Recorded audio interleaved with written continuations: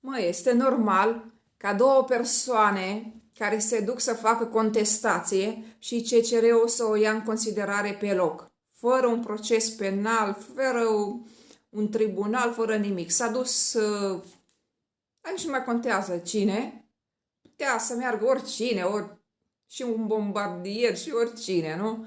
S-a dus Amalia deșteaptă țării. Ea e cea mai tare din parcare din România. Și a zis ea, bă, miroase mie așa că Diana asta nu m-a vrut pe mine așa în partid, am pierdut și hai să merg. Eu sunt sigură că Amalia avea plănuit totul. Da, da. Ea avea plănuit totul. Ea a fost doar introdusă acolo, o intrusă.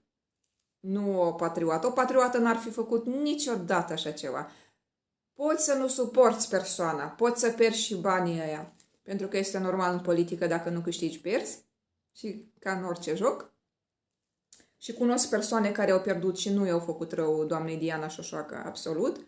Sunt în continuare în partid și o stimează în continuare. Asta pentru cine este om.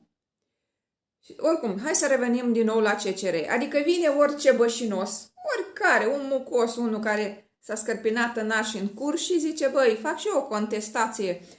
Persoana asta care candidează nu-mi place, mi se pare că nu trebuie, este așa, toate adjectivele de pe fața pământului. Și ca să vezi impresionată curtea asta de cur, da? Cum vede contestația, cade lată. Da, mă, hai să o luăm în serios pe Amalia Belantoni. Păi da, bineînțeles, de când așteptam noi să vină cineva să ne facă o contestație despre nesuferită asta de Diana Șoșoacă care ne pârăște și ne spune poporului tot ce știe despre... Da? Nu ne convine nouă așa candidat. Cum să ia ea puterea? Cum să devină ea președintele țării? De ce să pună ea la punct țara asta? Când noi am distrus-o 35 de ani, vine asta? Nu. Și Amelica a venit, Amelica a venit, cu toate avantajele care au fost, pentru că ea s-a dus pe cărarea lui Iuda.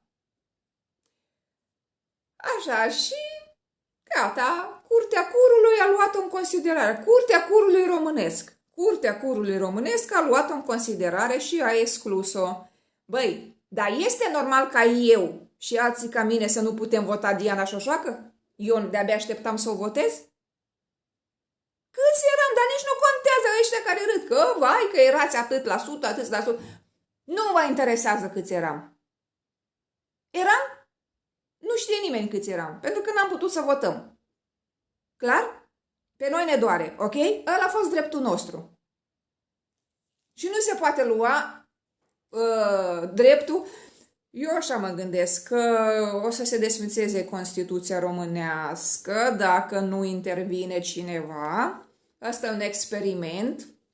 Dacă în România se va reuși, deja Italia se teme, chiar se vorbește în Italia foarte serios, că s-ar putea implementa un așa dezastru și aici, în Italia. Așa că nu este de glumă ce a făcut Curtea Curului Român. Este rușinea lumii. Curtea Curului Român este rușinea lumii. Ne-a făcut de râs. Nici măcar în dictatură nu se făcea așa ceva. Îmi vine să scuip. Îmi vine să vă scuip pe toți judecătorii ăia de cur care sunteți acolo. Ne-ați făcut de râs. Mulți români au plâns pentru treaba asta. Mulți.